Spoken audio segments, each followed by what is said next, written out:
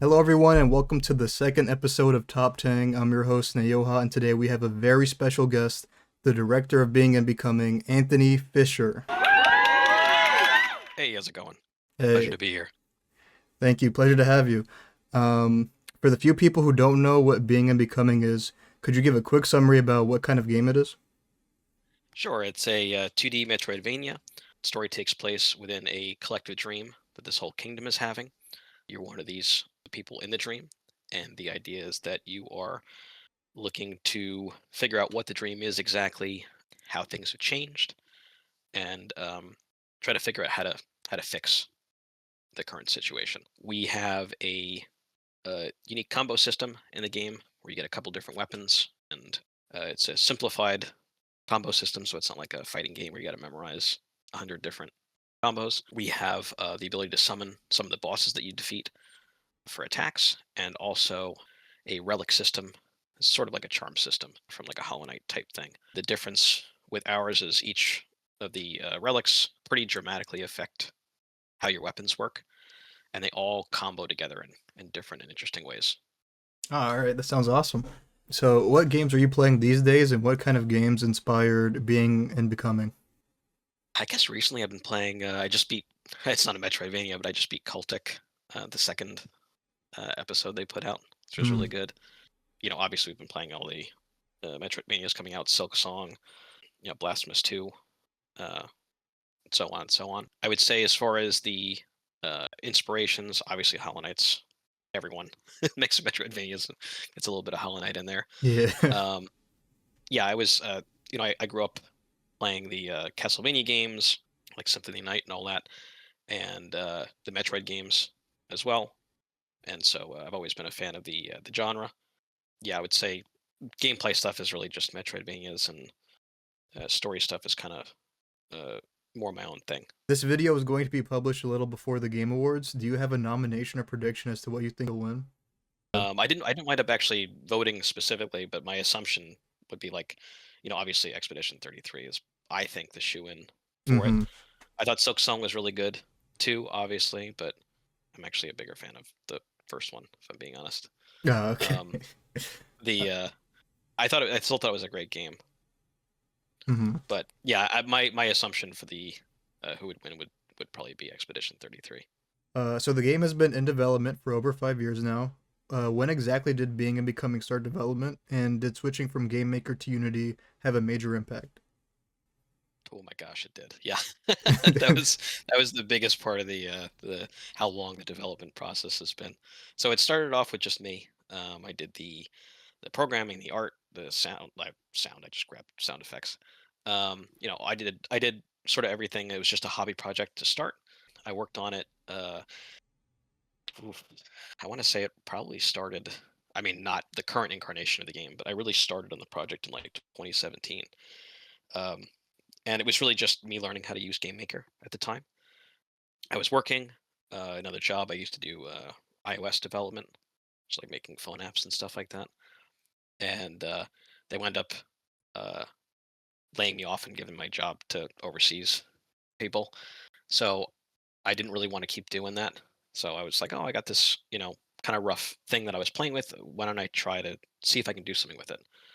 And I started taking it more seriously. And I would say probably close to 2020 um, was when I got a bigger team involved. Mm-hmm. I started paying people to actually do prettier stuff than I did because I'm okay as an artist, but I'm not even close to the talent of the people we have on the team now. It's not even comparable. You probably laugh if you look at the stuff that I made compared to how it looks now. Um, but yeah, so I wound up expanding the team at that point. We wound up getting a publisher with a Critical Reflex. Mm-hmm. Once we got them, they were talking to us about switching over to Unity because all their games were on Unity at the time. They had like a partnership thing with Unity to help us out, all that stuff. So no one on the team ever did Unity before, so it was kind of a bit of a rocky start for it. But yeah, it was. The game looks a lot nicer now that it's on Unity. Game Maker's great. It's not a knock to Game Maker. You could just do a little bit more with Unity. Yeah, it definitely affected the development time for sure. Switching engines is not something I would recommend to any developer mid development. Yeah, that's fair. Uh, I heard in a past interview that there were four main weapons you get early in the game from beating bosses, and each of those weapons have a special ability.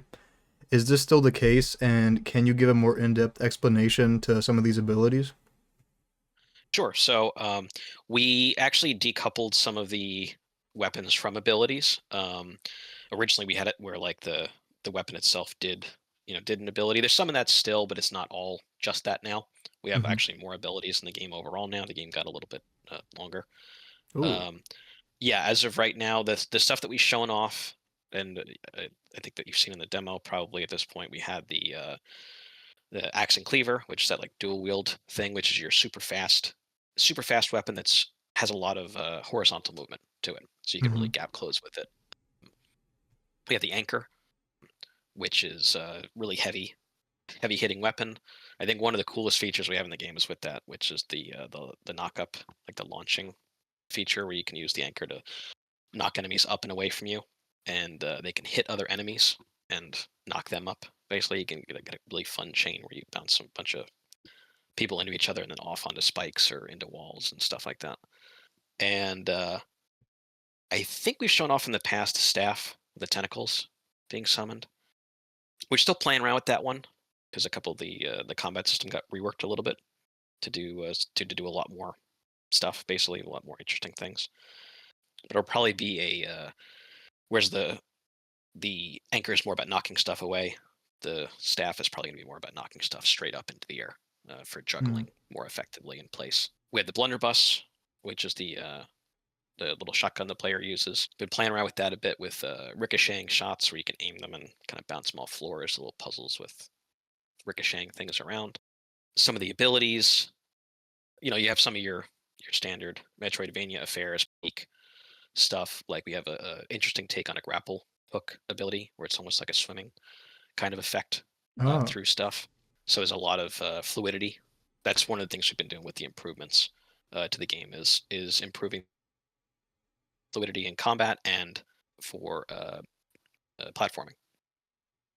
So okay. there'll be a fair amount each area will give you at least one weapon, one ability, um, and we're working on the number of weapons too. It may or may not expand from there. We have a few ideas, but just got to see how it winds up playing out. So there might be optional weapons for different weapon slots. All right. So like you mentioned how like he's like gliding through the water. So we see the character in the beginning of the newest trailer. He's like falling down through the water.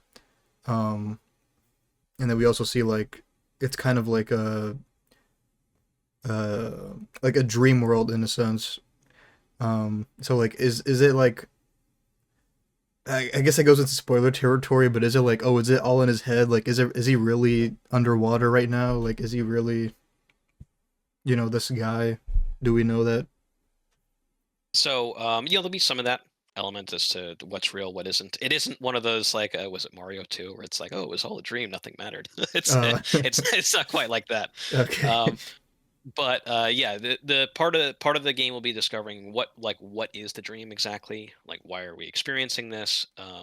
I can say it's a real thing with real consequences. It's not just like it's not like it's not a Silent Hill thing where it's like oh these things represent um, certain aspects of the player struggling with player character struggling with or things like that. It's a real event that's really happening, and it has pretty heavy compounding effects throughout the game. Like I said, I can't go into it entirely because it's kind of spoilery territory. But you'll have a couple big twists in the game as to what the dream is, who the the divers, who each of them are, and why they're all in the suits, and um, what who made the dream, why the dream was made, and what your role within it is. Okay, okay. So game development can lead you down to many roads, but an unexpected turn I'd imagine is watching JoJo's Bizarre Adventure because it relates to a mechanic that you were thinking of. How was watching JoJo's Bizarre Adventure as a sort of research for your game? Oh, it was pretty surreal. So I had actually seen the first two seasons of JoJo where they had the Hamon stuff, and it doesn't have the stands yet where they summon. Mm-hmm. stuff to attack for them. Um, and when we first really came onto the scene, posting on like Twitter and Reddit and stuff like that, I wound up getting some publisher attention, and one of them was Humble Bundle, and the representative from Humble Bundle wound up talking to me, and I didn't really know what I was doing at the time. I had never made a game before. It was kind of the first thing I had ever, like I said, I had just learned with this game how to even make a game. So I didn't know how the business worked at all.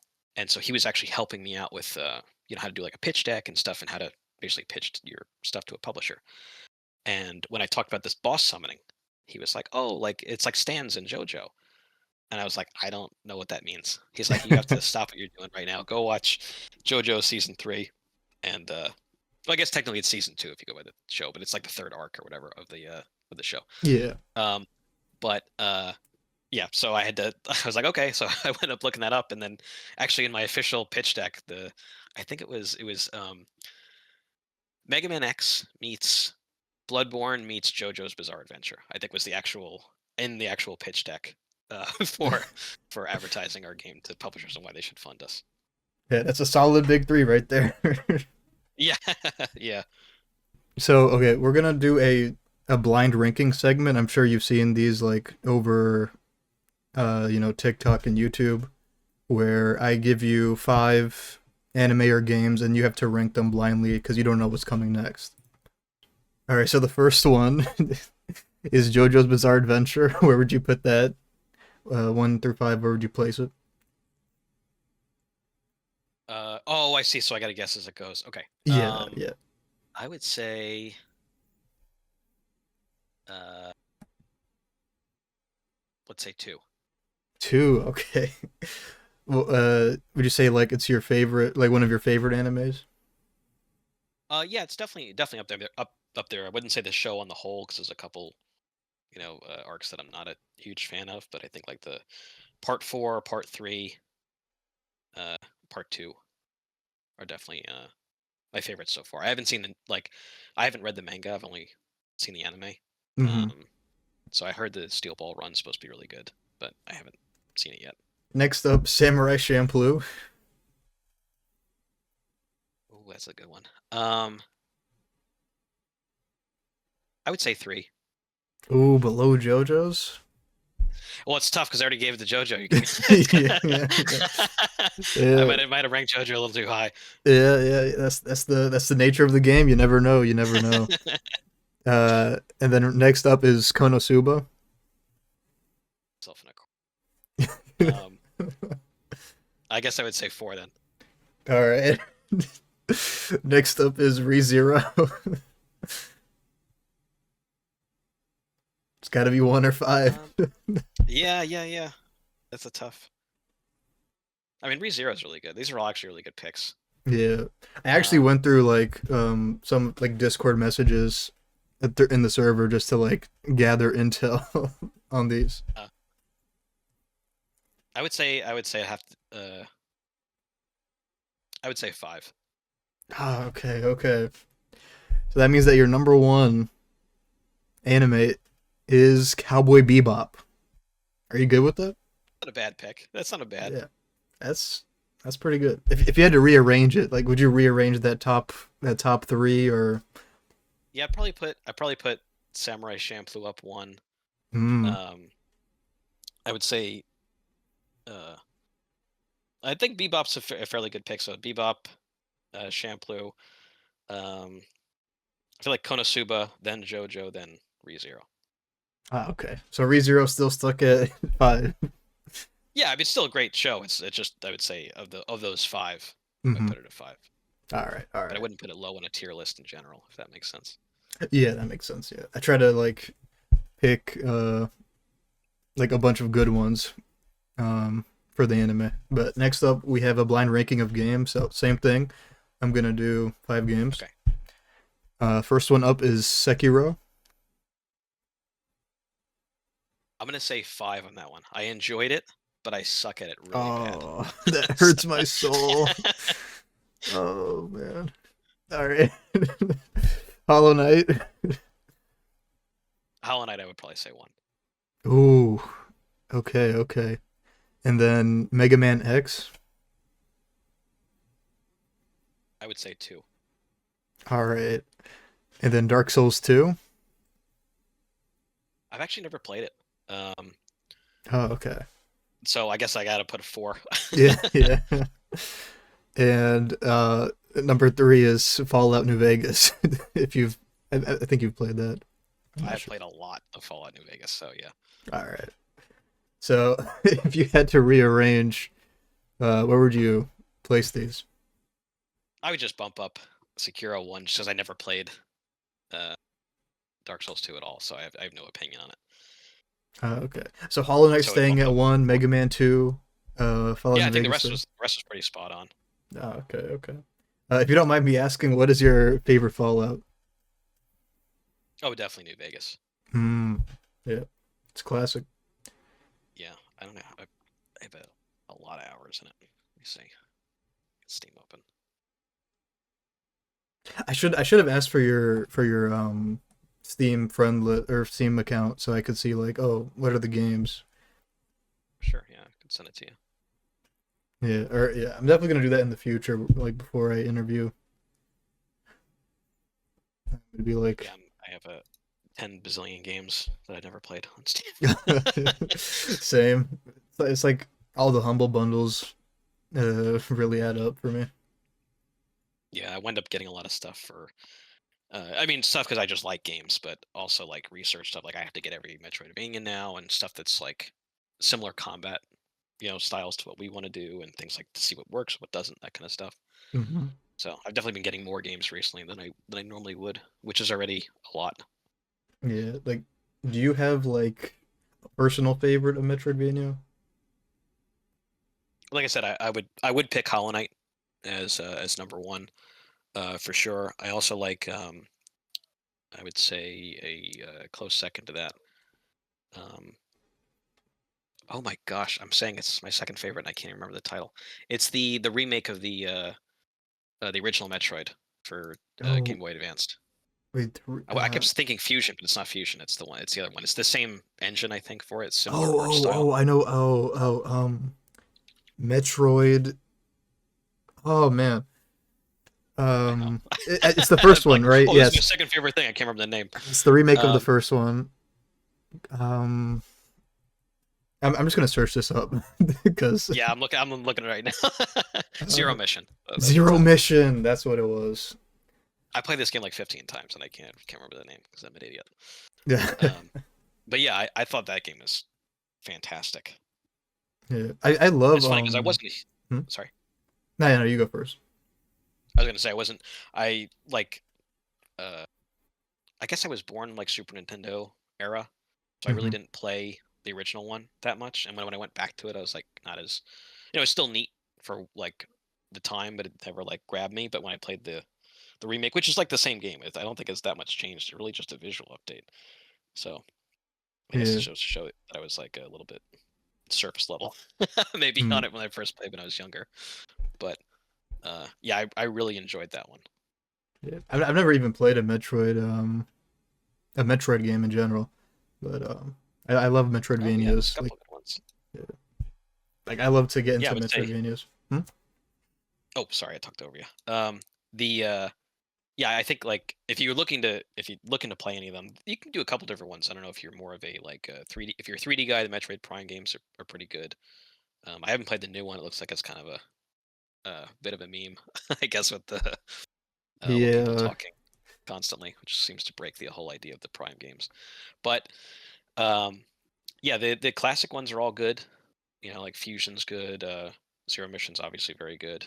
Super Metroid is very good. It's a classic for a reason. I've been looking Um, at Prime Remastered, mhm. Metroid Prime Remastered, to get, but I'm not entirely sure if I'm gonna like love it because it is a first person shooter with like Mhm. a controller, and I'm not sure how I feel about that. But I think it like locks on. It's like pretty easy. It's not you don't have to be like pinpoint accurate because you can actually like lock on to enemies oh, okay. directly. So sort of like aims for you, I think. Um, so if that's the problem that you have, because I'm PC gamer too generally, so like going back to a controller. for anything other than a platformer, I'm like, I don't know how I used to do Yeah, this. yeah, it's rough. um, I guess you kind of told this a little bit, but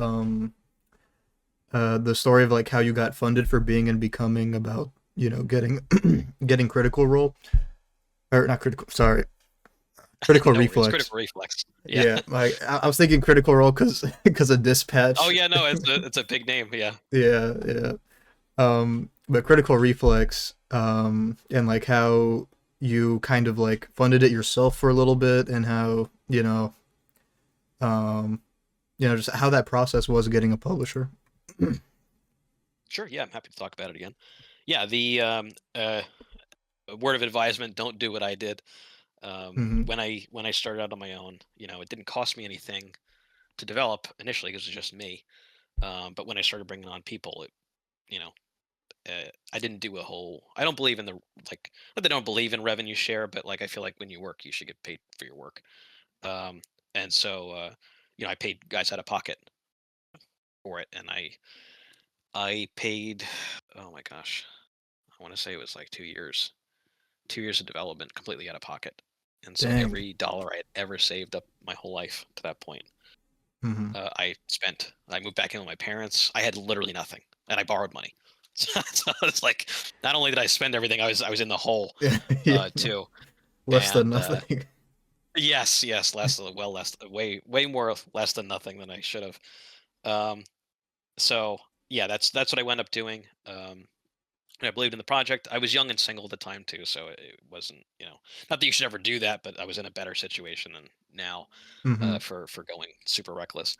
But yeah, it wound up working out. Like I said, we had, I would say in the beginning we had almost 30 something publishers reach out to us, just from putting stuff out. I didn't even um, send stuff out at that point.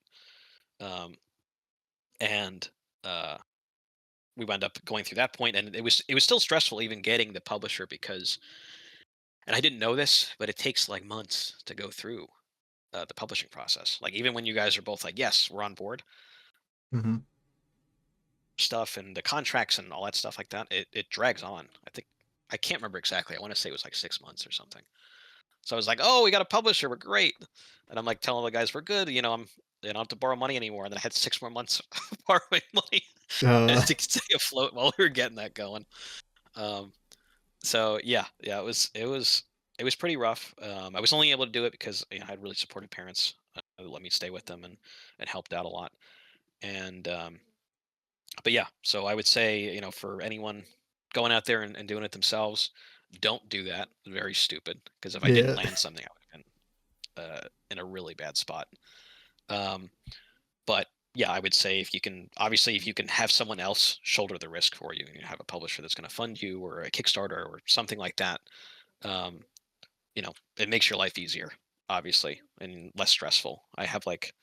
I'm 33 and I have a bunch of white hairs in my beard now because I was so stressed out from that time. Like father time a little bit at 33. But yeah, so as far as it goes, I would say don't do what I did. It's good to have a dream and believe in it and go all in, but I would not go as all in as I did, for your own health and sanity. And I would say the scope stuff too, just as a while I'm imparting advice nobody asked for. Um, the scope thing was definitely something, I fell into an early trap for most developers, which is Like scope I made creep my big or yeah I made my big dream game, my first game. uh Um, and it can work. Obviously, it's sort of working for me. We'll see how it works on release. But it's working for me as of right now. And but yeah, it is tough to get that. And there's so many things that I've learned a million and one ways not to make a game from this mm, process. So the second game I hope is going to be substantially more smooth than this. Um, but I would say too, also make sure you hit yourself to a people that seem to know what they're doing, because that's one of the nice things that Critical Reflex is that they provided a lot of guidance for me on how to do stuff and sort of work with me. I was very honest up and upfront. I was like, I never done this before. I don't know what I'm doing. which Hmm. definitely hurt me on getting a publisher a little bit because they're like, "Oh, you don't know what you're doing. I'm not going to give you money then." 'Cause that sounds like a poor investment. Yeah. Um, but yeah, so because that was the other thing too is that we wound up getting beat out by a few different games um, Ah, okay. when we were shopping around. Like one of the guys we were talking to. Guess maybe I shouldn't say that. Okay, I don't. We had one game that came out, Metroidvania. It's a great game. It's beautiful. Very very Bloodborne Metroidvania. That wound up beating us out for a spot at one of the publishers, and it was primarily because they had a lot more experience. They had put a game out before. They kind of had a proven track record. Hmm. So even if you have something that's small that you release, the fact that you can get anything to market means a lot as far as your safety as a pick for a publisher. I saw on Discord that over half of your team were modders for Terraria. What mods were they known for? Yeah, so we have Starlight River and Calamity Fables. I think we had a bunch of people work on the original Calamity mod as well. Hmm. Okay, so currently there are 8 tracks publicly for Being and Becoming, available by Holland Albright, and his passion for music is very apparent whenever you look at his YouTube or Bandcamp. How did you two meet? So most of the people that we have that weren't directly recommended to me by our art director, um, in the beginning, I spent like months basically headhunting, where I would just go and look like all over just for different types of whether it's music or sound effects or artists. Hmm. Um, I would just scour for like hours every day, just looking through stuff to find. And I don't even remember how I stumbled on Holland specifically. Um, but yeah, he's criminally underrated. He's super, super, super talented. All the tracks he does for us are really fast, require very little feedback at all. He basically nails it first try almost every time. Um, and yeah, really excited to show a lot of the music that we have. I actually listened to this. I listen to game soundtracks in general, just for fun. But I listen soundtrack like all the time when I develop. There's a lot of Hmm. really really good tracks um, on the game, in my unbiased opinion. How did you having Hypnagogia influence the world and bosses of Being and Becoming? So it was actually the premise basically of the game. So just I guess technically I have I think it's Hypnopompia, where it's like I think Hypnagogia is when you first fall asleep, you get this sleep episode. For me, it's when I wake up. Basically, I Hmm. wake up and I'm still dreaming while I'm conscious, and usually it's you're paralyzed for it. You have the sleep paralysis. Hmm. Run around like a lunatic around my bedroom, and so it scares the crap out of my wife sometimes. But the yeah, that was the basic premise of the game. The idea of this kind of dream spilling into the world and other people being affected by it. So the basic core foundation of the story was because I had that Hmm. kind of weird condition. But I didn't really. I had it my whole life. I didn't know what it was. Um, thought I was just dreaming as a kid. I thought it was just like a weird dream where I was dreaming I was awake. Um, and I didn't realize it until college actually, and I was in a dorm room and other people were like, "What are you doing?" That I was kind of made aware that it was a thing, and I talked to my mom, and she was like, "Oh, I had it a couple times in my life, so I guess it's a hereditary thing or something." I'm not really sure. I'd never done a sleep study or something for it, Hmm. but yeah, it's definitely a weird thing. It's usually scary. I would say 95% of the time it's terrifying, and 5% of the time it's like really pretty. Like I've seen stuff with like bioluminescent jellyfish kind of like swimming around the room. It was like really Ah. pretty. Usually it's like gut wrenching terror of something, attacking me or standing in the corner or whatever. Hmm. Um, but occasionally I get something nice with it. So that was part of it. And all the nice stuff I've ever had actually is I never even thought about this until now, but it's all water based. Like I had one too with like a woman who was like floating over me in this big floating dress, like she was underwater with the lantern Hmm. right in my face one time, which was kind of spooky, but it was nice. It's like very picturesque, I guess, to describe it. But So you would say uh, like you take like more of the nice part, like the nice aspects of it, like the water aspects, and put it into the game. yeah, I mean, there's a lot of horror in the game. I wouldn't say that the game is particularly True, nice, but true, true. yeah, that was I took the pleasant, I guess the water inspiration because we went up leaning into the water stuff a little more over time. So it started with it was kind of like all over the place. Like I had each. It wasn't like a I wanted to do something unique with each area, where something stand out, something different. It wasn't the usual like, oh, here's the cave stuff with the spiders, and here's the here's the lava world, and here's the ice world, and stuff like that, where there's kind of like mainstays. We tried to do a couple different, even if it has some of those elements, something unique or different with it. Kind of lean into the dream thing because that's the nice part about a dream is like anything goes, as far as that goes. But yeah, I would say we wound up leaning more into the water theming because we had the diver protagonist, and to sort of unify all these disparate themings that we had, we Hmm. kind of unified it under the water theming. So each thing has some sort of aspect of being underwater in addition to whatever strange thing they're doing. Okay. Um. All right. I'm gonna pick. Uh. This was originally gonna be one of the latter questions, but Sure, yeah, whatever Uh. order you want. Yeah. Uh. Although it's a long ways off, do you have any plans of a sequel or a future project? And then I put in parentheses potential Zero Born full release. Maybe it's a deep cut. Yeah, yeah. So Zero Born was the original title I had for the game because it was like Mega Man X, like 4 and like 4, 5, and 6. We could play as Zero. Hmm. Um, that was like originally how the main character did the abilities. Like triangle up, triangle down, stuff like that, like Zero, and then obviously the Bloodborne influence with the some of the theming. But yeah, I definitely not going to get a Zero Born release because you got, like I said, you guys would laugh at the art that I did compared to what we're at now. It's a big time upgrade where we've gone. Hmm. Um, but I would definitely do another one. Another.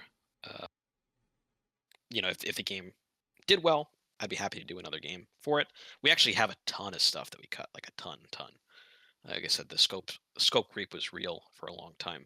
So we have a lot of different things, a lot of different bosses that we cut out in a lot of different areas. I don't know if the game does well enough, we'd like to put it out as DLC stuff. Um, if it doesn't do that, we can roll it into another game. I would do that too. It certainly depends. Unfortunately, it depends on how the game really does. But I do like Metroidvanias. I would keep making stuff in that vein, even if it was a little bit different. I have a few different like side projects we're playing around with now, and there's a couple different things, but they all have the Metroidvania elements to them because it's just my favorite type of thing to make. Oh yeah. I would say one of the better things of the modern era of game development is the player can see how things are progressing as the years go by. So like one of my favorite examples is like looking at the supplicant boss fight in Being and Becoming and seeing how it's like this almost like Neo character, or not Neo, Nito from Dark Souls 1. It's like the skeletons at the bottom of it like crawling out, but then like nowadays it's like it's like a weird tentacle thing. It's cool to see how things progress. It's like Yeah. what is your favorite boss that's like, or what's your favorite thing that's changed during development over the years? Hmm. I would say that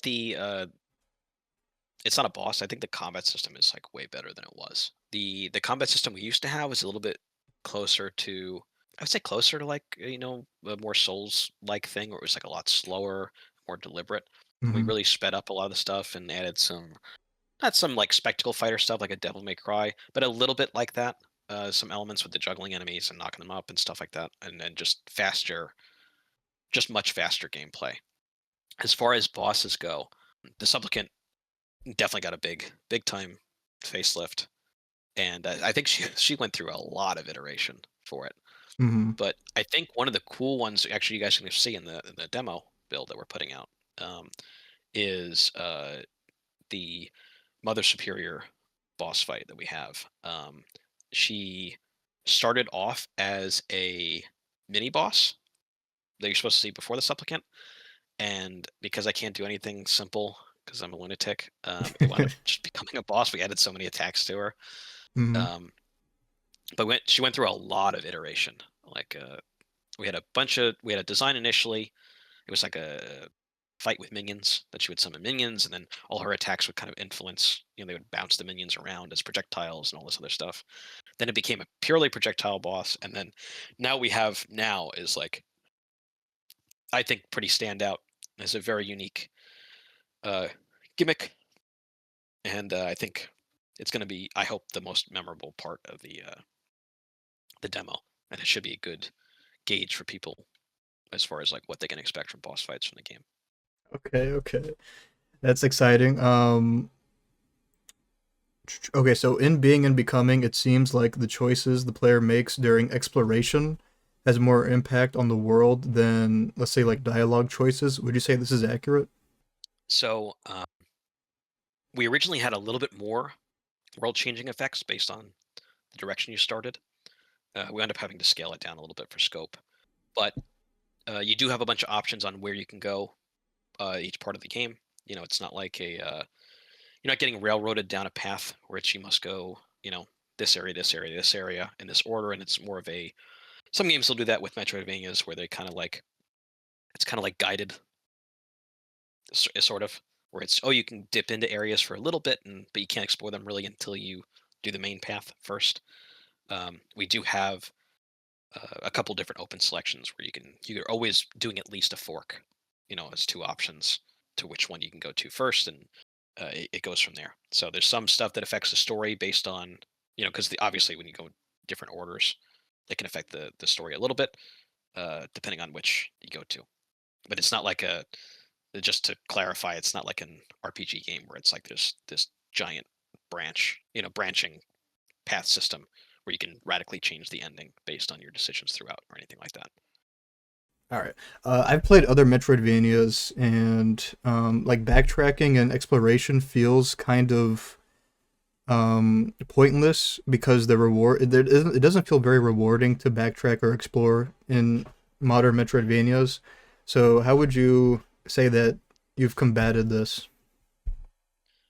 So we actually have some unique stuff to come back because I think I 100% agree with you that this is a problem in general with the genre because it's difficult. You don't want to make two separate things of content.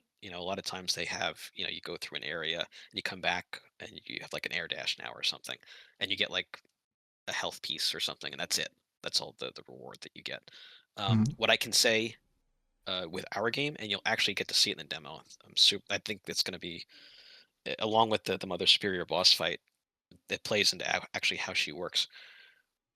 We have a direct answer to that in the demo, and the way we do it is that certain things that you do.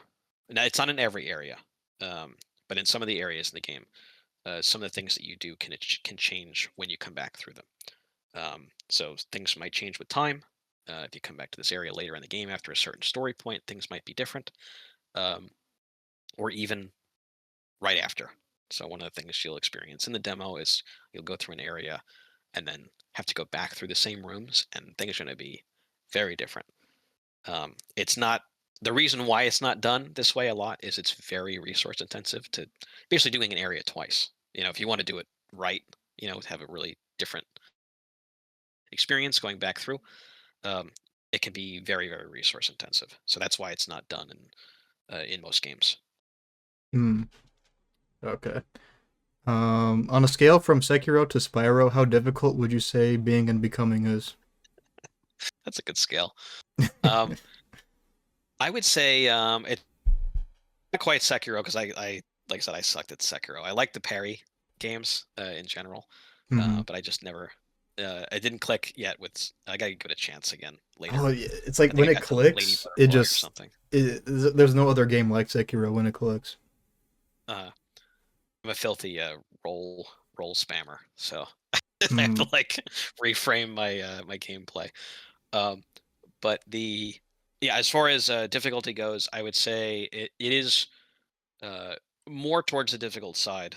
It's certainly not Sekiro. There are upgrades and things that you can get in the game to sort of regulate your difficulty too. Like that's one of the things with the relic system, where if you wind up exploring a lot in the game, you'll become substantially stronger and you'll be able to do a lot more, difficult bosses. Obviously, you'll get better, hopefully, over the course of the game, and you can meet new challenges. But if you need a little extra help, there are builds that you can do to help with the difficulty. Oh, okay.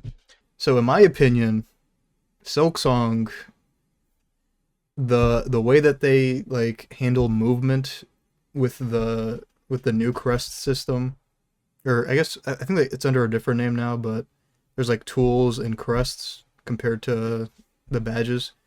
Um, but with the crest system in Silksong, it affects your movement, and I feel like it's very hard to balance around that in a way that feels, like everything is good.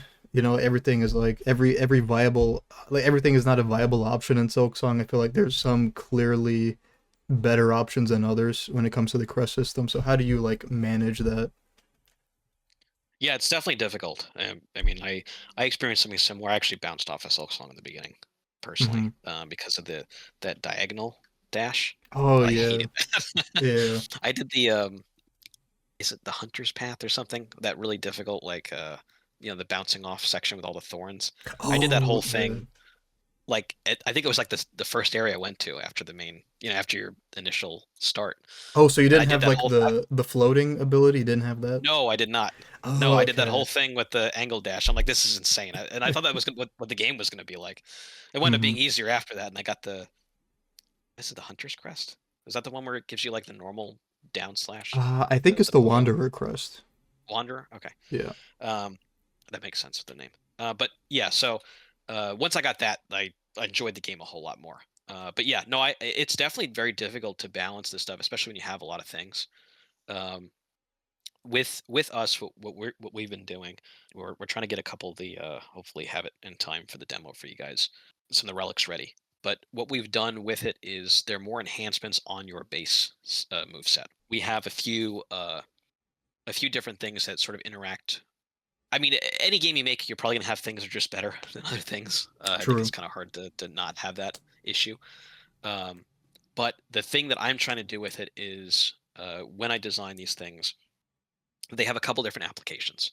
So if you like to do, say you're an aerial player, like you just love to jump and do aerial attacks, I want to make it so that there's a couple different ways you can achieve that with weapons that otherwise wouldn't normally be great for that, and work that way, if that makes sense. So you can sort of make a build if you have a certain play style that you can use a couple different relics in order to bolster that play style.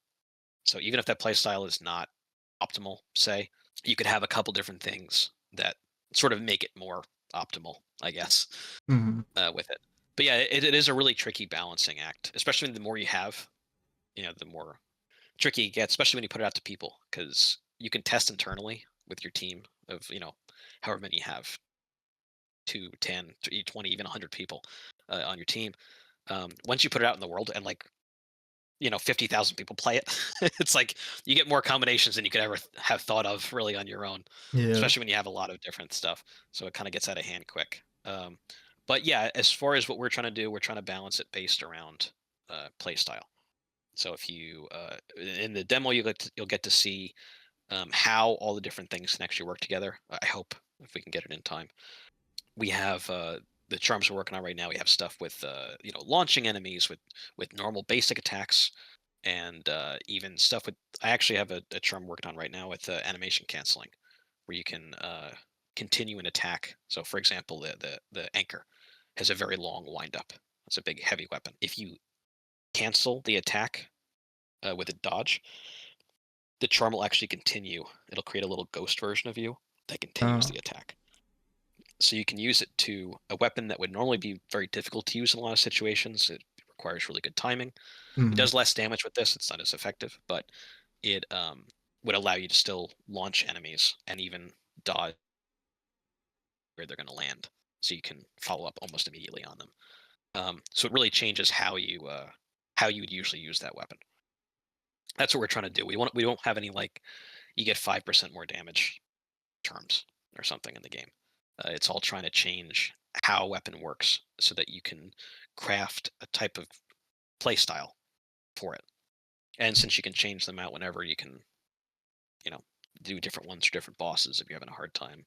Hey, this boss is really good against aerial attacks. He swats you out of the air really easily. Okay, Hmm. well, I can make a thing that is better at ground combat or something. Or even use the aerial stuff and it just use it in a slightly different way that makes it easier to dodge the attacks in the air. Okay. So like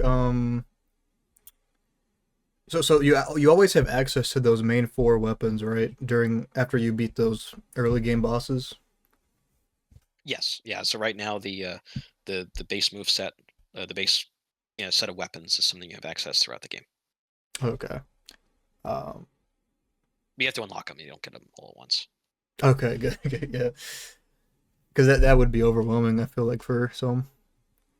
Yep. Yeah. You start just with the basic, the axe and cleaver Hmm. weapon, and then you end up collecting more as you go. You can collect different ones based on which area you go to first. In the demo, as of right now, we have um, some of the ones you'll collect. You won't see all of them in the demo just yet, um, but you'll get to play with a few of them, and then it'll be expanded on later, in the full game. This is more of like a like a personal like I've been wondering question.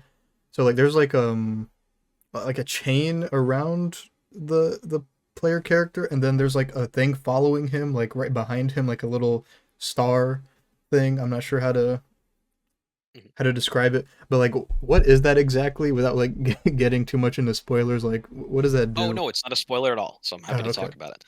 all right. So originally I wanted to do a oh, I can't think of the word now. A diegetic, or is it non-diegetic? I don't remember which one. We look it up so I don't look like an idiot. That's the All wrong right, thing. yeah, we could just cut this out. You can leave it in. I don't mind looking like an idiot. I Yeah. just want to make sure I use the right word. Um, but okay, so diegetic. So a sound that's in the world.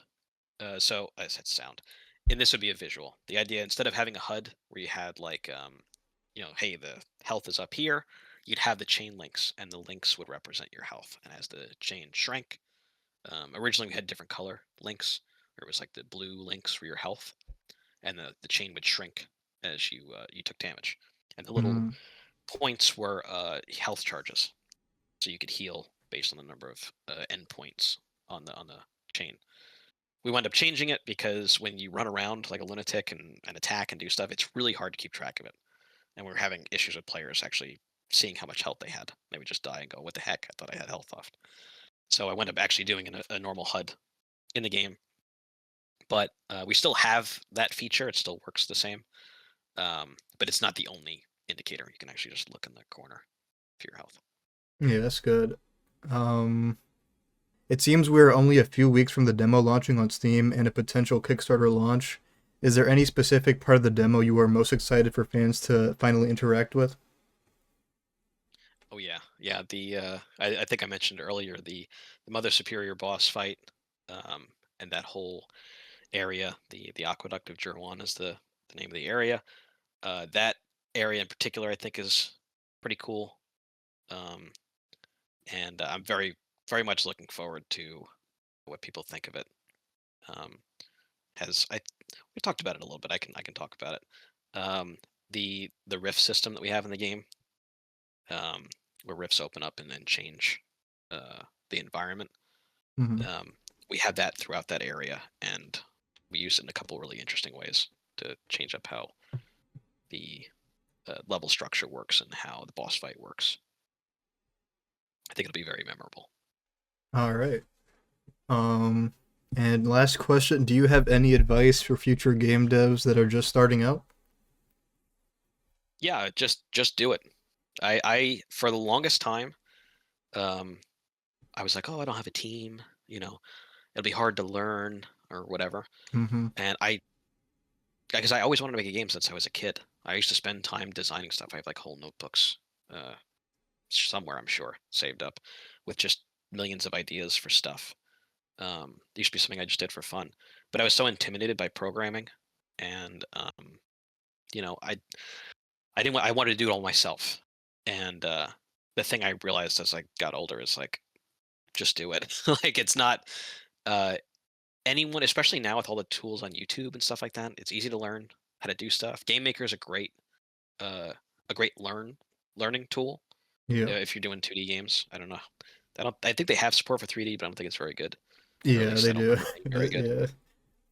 Yeah. Um, but and Unity's fine too. I mean, you can even buy like if you don't even want to do the programming stuff, you could just buy I forgot what they're called, like blueprints. I think are what they're called in Unreal. I can't remember. There's a Unity thing to it. It's like you basically buy a project, you know, Mhm. where it's like a base project, and then you can just do stuff off of that. It's whatever, and there's a lot of cheap ones for it. They're not really expensive. Um, or there's even built-in. I think there's built-in things for this, built-in templates for stuff too, and you can just tinker from there.